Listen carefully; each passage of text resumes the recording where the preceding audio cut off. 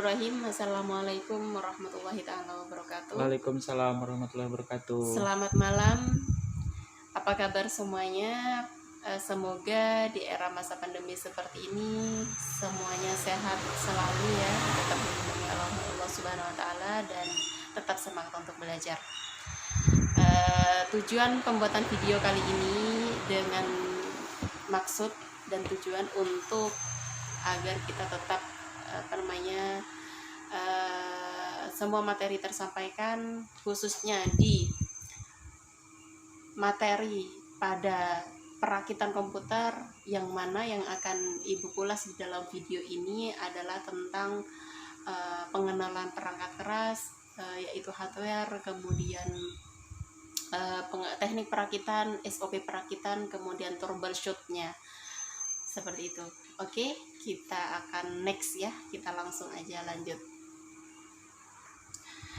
Pertama, kita akan berkenalan dulu dengan perangkat-perangkat keras, yaitu ada hardware komputer ya. Komputer itu dibagi dalam dua kategori. Yang pertama adalah hardware, yang kedua adalah software. Hardware adalah perangkat kerasnya dan software adalah perangkat lunaknya. Kalau hardware seperti yang apa ada di depan kita sekarang, kalau software itu salah satu contohnya adalah jenis-jenis sistem operasi seperti Windows dan aplikasi jenis lainnya. Nanti kita akan bahas di pertemuan berikutnya. Kali ini kita akan fokus kepada hardware ya. Yang pertama, kita akan ulas dulu tentang perangkat-perangkat komputer terlebih dahulu. Di sini ada beberapa khusus hardware yang kita pahami, yang harus kita pahami fungsinya. Dalam perakitan, fokus kita yang pertama itu hanya kepada yang pertama adalah mainboard. Ini mainboard ya, atau disebut dengan motherboard. Disebut dengan motherboard atau mainboard. Mainboard ini berasal dari papan sirkuit. Kenapa dia disebut dengan papan sirkuit? Awal mulanya begitu. Awal mulanya disebut papan sirkuit karena dia terbentuk seperti sebuah papan, seperti itu. Fungsi dari mainboard itu sendiri adalah untuk mengatur kinerja,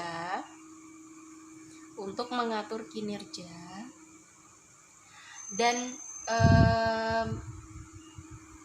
menjembatani atau menghubungkan kinerja perangkat satu dengan perangkat yang lain untuk mengkomunikasikan hardware yang terpasang di dalam mainboardnya nanti, kayak gitu.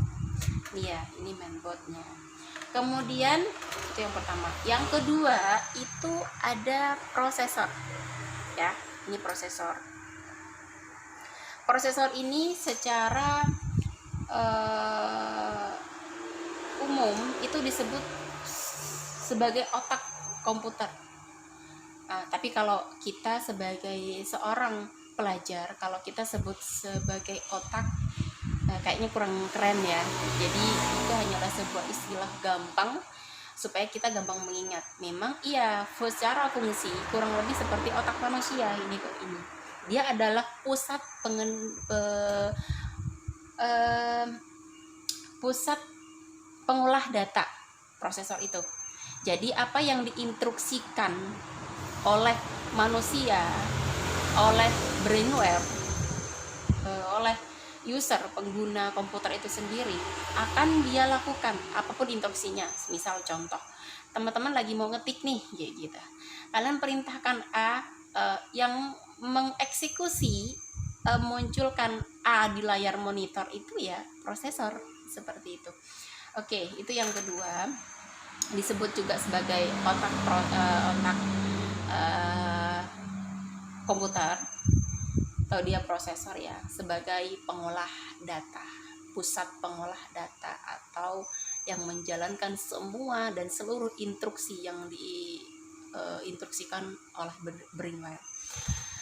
Oke, terus oh ya, ada hal penting yang mestinya harus teman-teman ketahui. Yang pertama itu, ini prosesor kalau dia posisinya mungkin teman-teman itu tidak asing dengan nama CPU. Nah, CPU itu singkatan dari Central Processing Unit, CPU. Nah, CPU itu secara umum teman-teman itu akan kenal sebagai satu kesatuan unit yang yang terdapat di dalam sebuah casing besar itu. Nah, kan itu disebut CPU ya, karena secara umum orang menyebutnya seperti itu. Tetapi di dalam teorinya CPU itu prosesor, pusat pengendali data, pusat pemroses data itu. Ini prosesor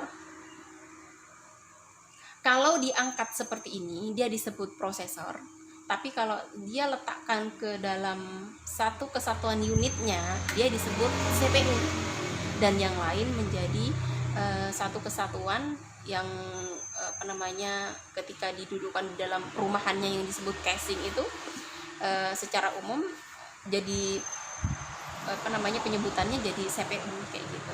Tapi kalau teman-teman lihat teorinya, prosesor itu dia disebut CPU, tapi kalau diangkat seperti ini itu dia prosesor ya, disebutnya prosesor. Itu maksudnya agar tidak salah paham dan gagal paham kayak gitu. Terus itu yang kedua. Terus yang ketiga itu ada RAM. Ini RAM ya. Ada RAM, ada ROM. RAM itu singkatan dari Random Access Memory, yang mana berfungsi untuk menyimpan data yang sifatnya hanya sementara. Nah, jadi setiap proses yang dilakukan oleh prosesor itu akan dibantu ditampung oleh RAM. Nah, jadi kita kalau mengenal komponen, kita akan tahu tuh permasalahan-permasalahan yang mungkin muncul di komputer kita. Jadi misalkan, kenapa ya kok komputer saya seperti ini? Oh, kita dengan cerdas kita langsung menganalisa, oh karena ini nih kayaknya nih, karena kita melihat fungsi utamanya kayak gitu. Tadi prosesor kan dia mengolah data. Tadi prosesor dia kan pusat pengolah data. Setiap proses yang dilakukan oleh prosesor nggak mungkin dong secara sama dengan manusia. Otak itu tidak akan serentak bersamaan langsung memikirkan hal yang sama dengan puluhan hal yang sama atau beberapa hal yang sama kayak gitu. Jadi pasti dia akan menggunakan sistem antrian, di save dulu, di save dulu, kemudian diolah, di save lagi, diolah, di save lagi. Nah, misalkan contoh sederhananya begini, teman-teman lagi ngetik nih, lagi ngetik kayak gitu ya, itu kalian memerintahkan prosesor agar menjalankan Microsoft Office, membuka Word misalkan, Microsoft Word misalkan,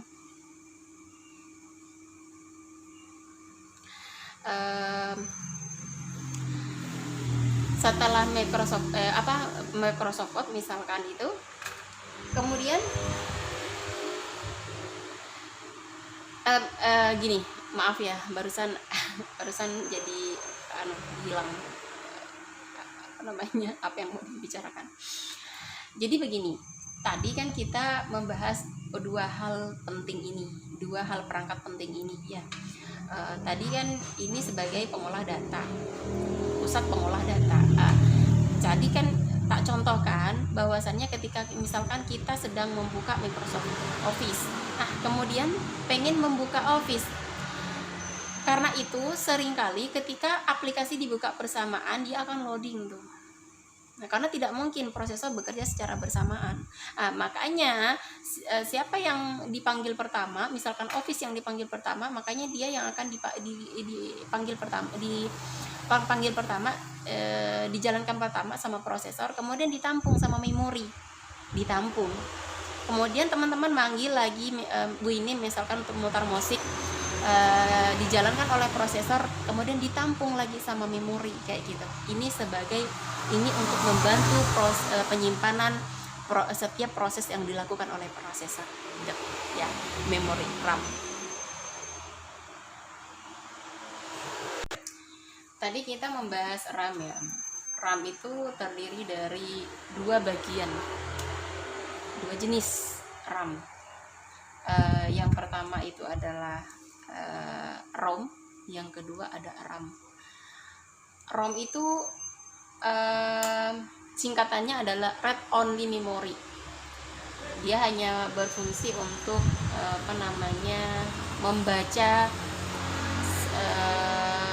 membaca data, misalkan kayak BIOS itu tersimpannya di ROM gitu, di ROM. Kalau dulu ROM itu masih Ibu masih kenal ROM itu sama seperti RAM ini bentuknya. Kalau sekarang sudah ditanamkan di chip. Oke. Terus RAM yang tampak sekarang ini, yang sangat umum sekarang ini, itu ada tingkatan jenis ya. Yang pertama ada DDR2, ada RAM DDR2,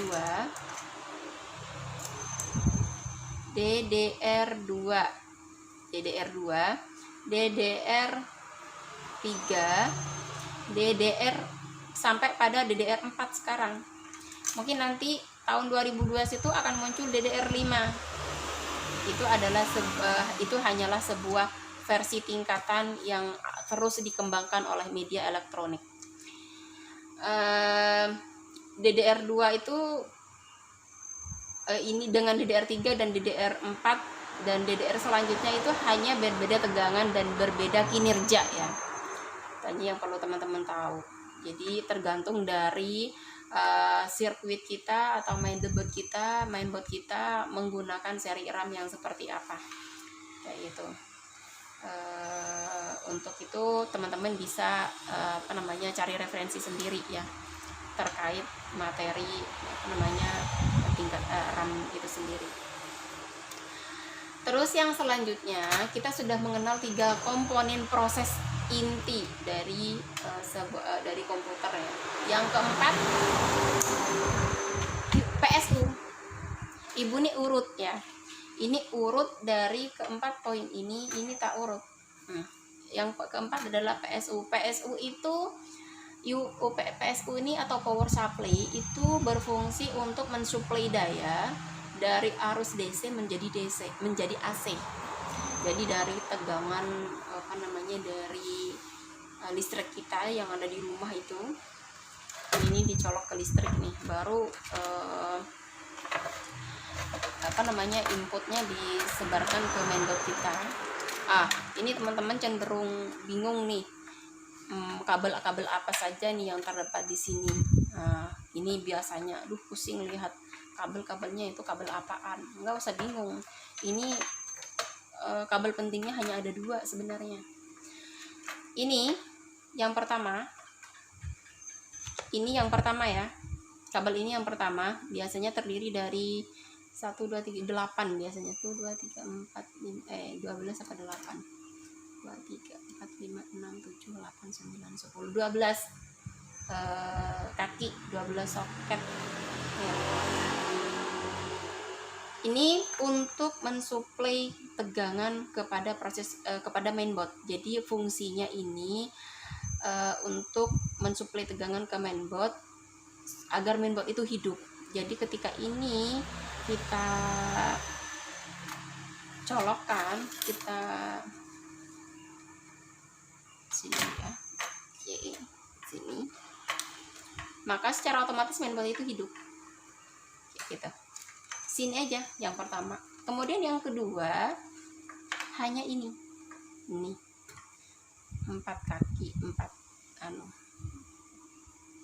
2, 4 ya. Nah, ini untuk membantu atau mensuplai daya kepada prosesor. Ini hanya dua ini aja, fokusnya sama dua kabel ini aja. Yang pertama tadi untuk menghidupkan mainboardnya, yang kedua untuk menghidupkan atau mensuplai daya kepada memberi tambahan tegangan atau memberi tambahan daya kepada prosesor. Ini kita fokusnya sini aja. Kemudian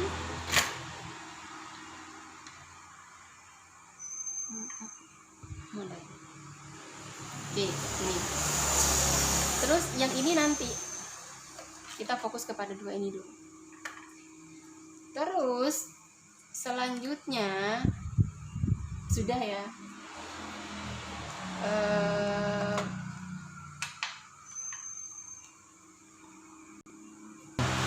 Nah, hal yang perlu diingat dari keempat komponen ini komputer sudah bisa nyala loh ya, dengan 4 komponen ini. 4 komponen ini komputer sudah bisa nyala on normal display ke monitor.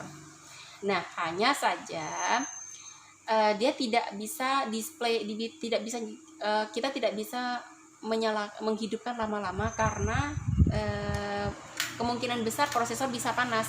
Karena itu kita butuh kenal lagi dengan satu perangkat lagi yang namanya fan processor. Seperti itu. Nah, fan processor ini fungsinya untuk apa? Ada yang menyebut heatsink. Dulu dia dikenal sebagai heatsink ya. Sekarang sudah dikenal sebagai fan processor. Fan itu bahasa Inggrisnya adalah pengertiannya adalah kipas.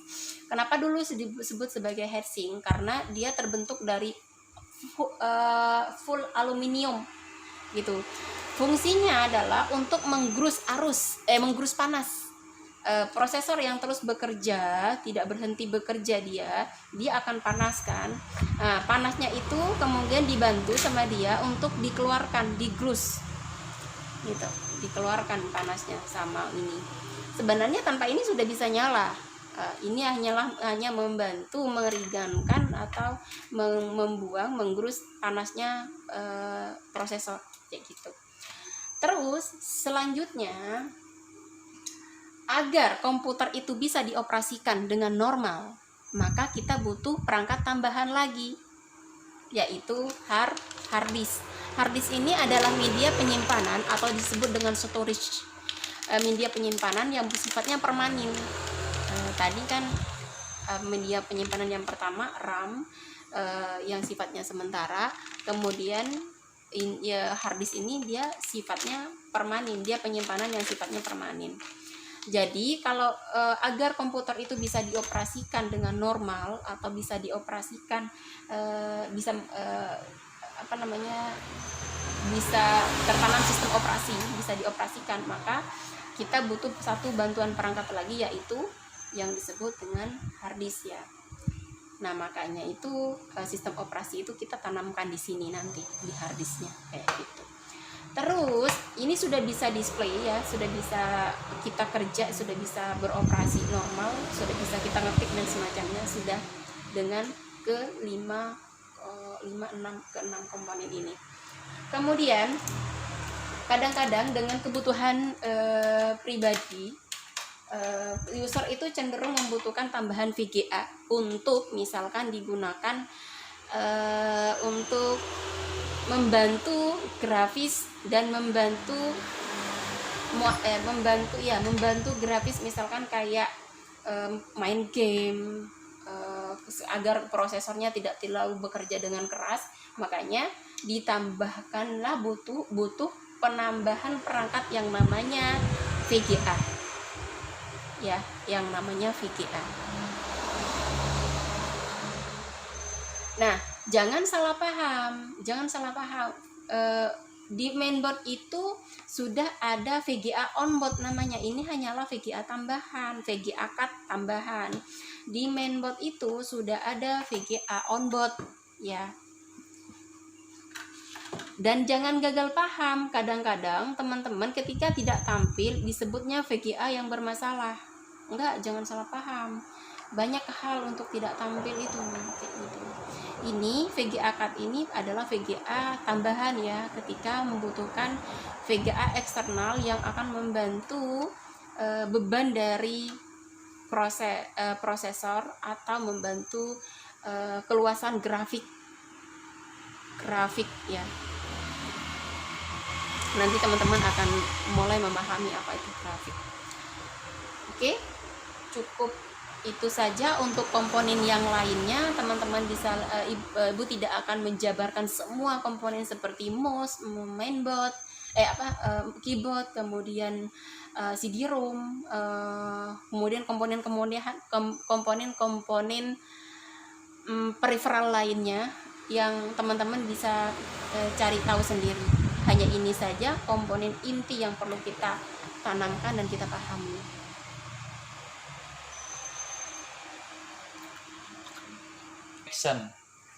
Selanjutnya kita masuk ke dalam perakitan ya. Nah, barusan kita sudah belajar tentang pengenalan komponen, kemudian kita sekarang lanjut kepada perakitan. Oke. Hal yang perlu diperhatikan pada saat merakit, posisi pada saat mau memasang BIOS ya, yang pertama kita siapkan dulu mainboardnya ya. Ini mainboard sudah ada. Kemudian yang kedua prosesor.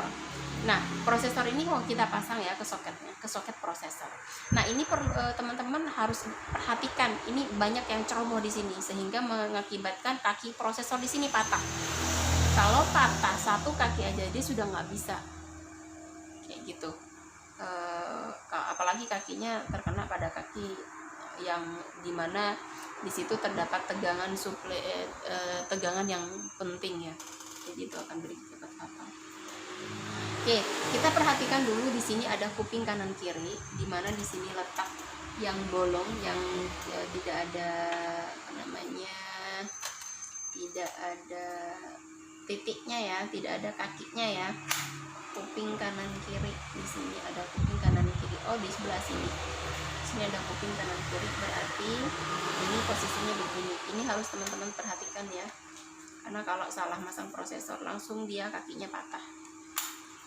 Secara tidak langsung kita langsung merusak mainboardnya. Oke, lalu kita kunci seperti itu. Ini sudah kita pasang, prosesornya sudah kita pasang. Kemudian selanjutnya kita pasang RAM ya.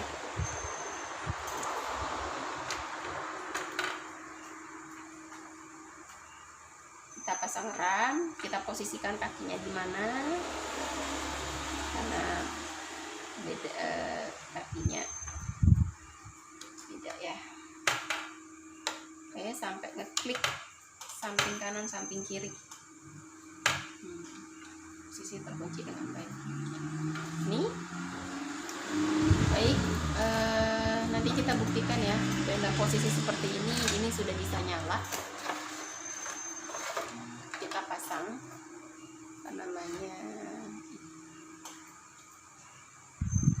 ibu ini nggak tahu ya power supply-nya posisinya baik apa enggak, tapi bacanya di situ oke. Kita cek aja ini benar baik apa enggak.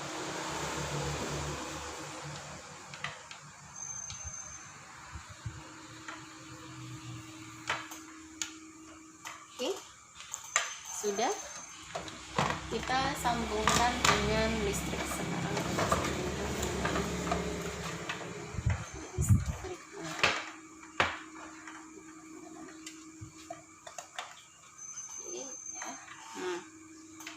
Terus gimana nih cara ngidupinnya?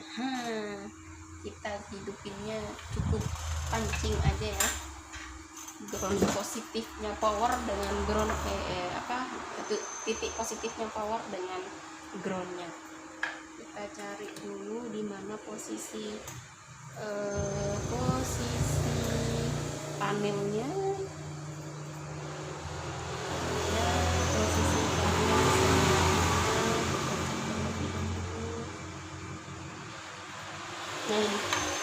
posisi panel di sebelah sini, berarti powernya sebelah sini. Maaf, ini udah nyala, bentar, kita belum sambungkan ke prosesor, ke mana monitor.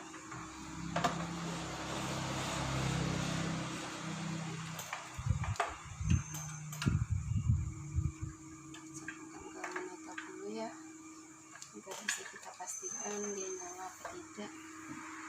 Dan ini kita akan sambungkan.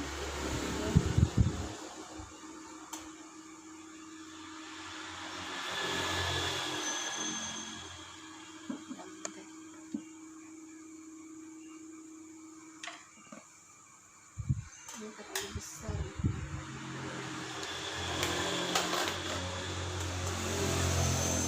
Oh, pantesan nggak nyala.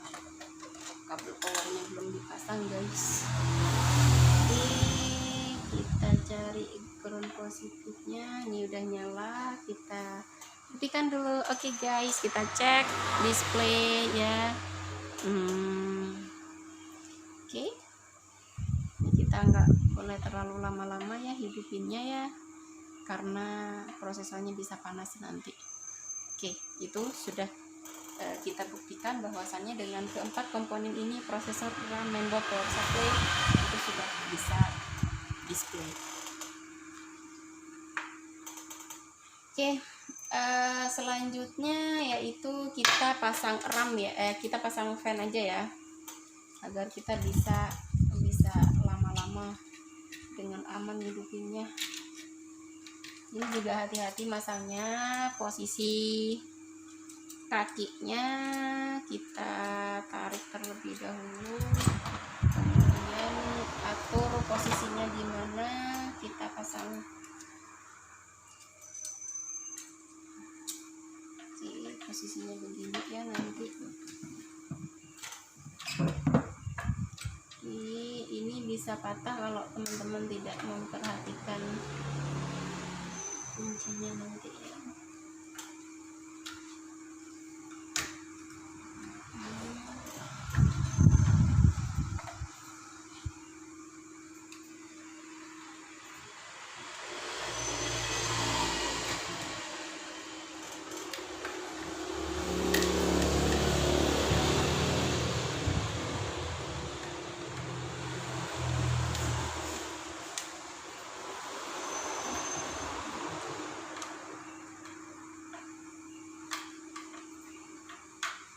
Oke, kita pasang soketnya, soket fan-nya.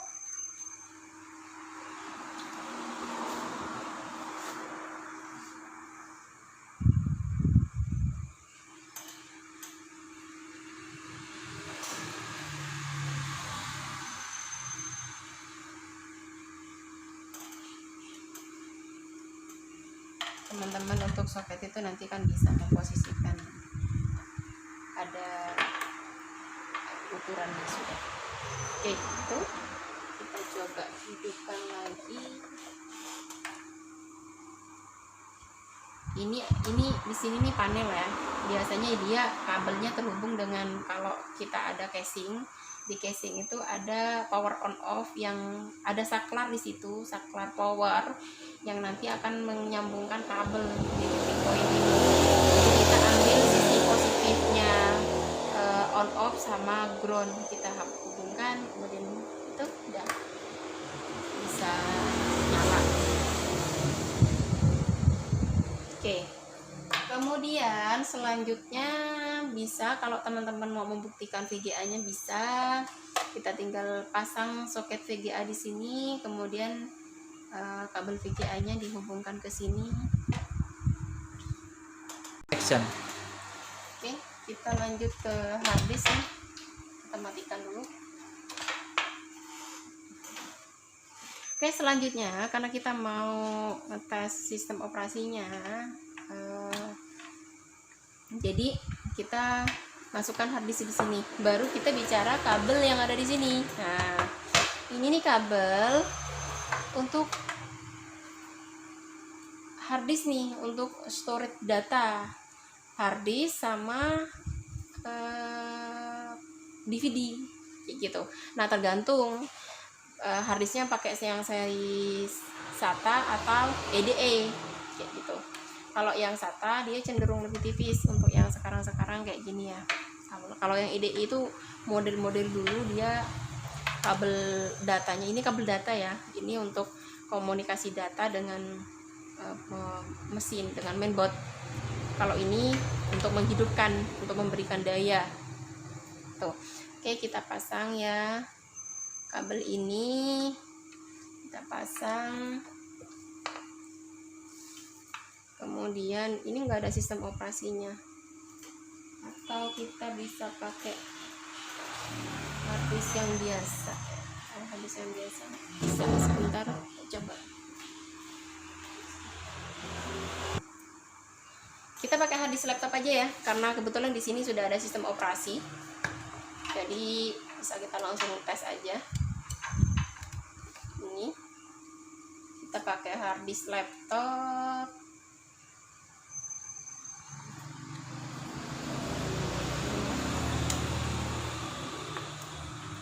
Kabel SATA-nya kita hubungkan di mainboard juga ya.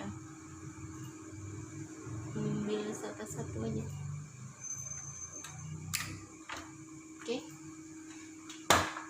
Kalau kita tes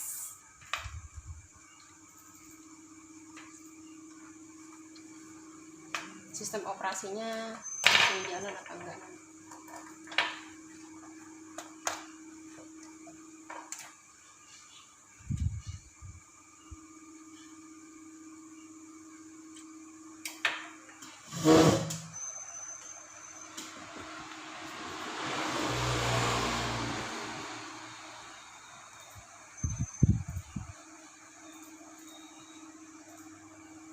Kita tes ya, kita cek sistem operasinya jalan apa enggak.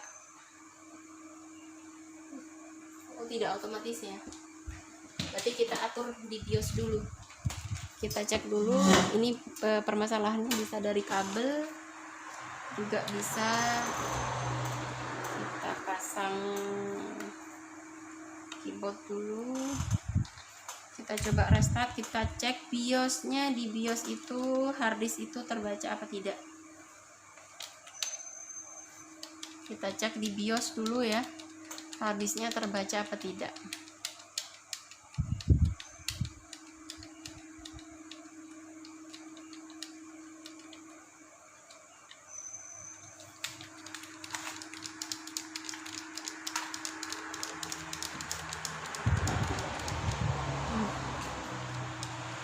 Ini ya, ini namanya BIOS, Basic Input Output System. Di sini untuk konfigurasi, untuk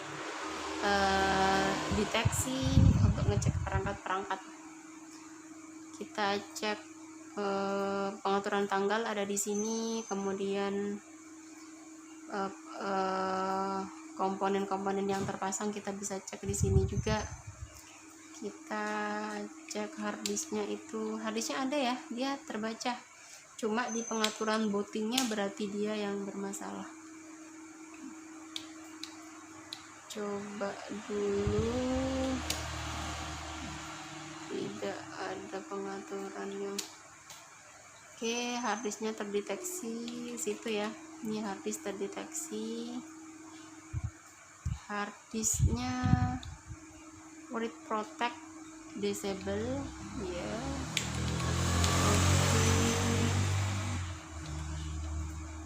Kita langsung masuk ke sini buat konfigurasi setting. Oke, harusnya nggak ada masalah, dia harusnya langsung booting ya, harusnya langsung booting ya, harusnya tidak ada masalah. Kalau masalah berarti sistem operasinya nggak dibaca oleh mesin.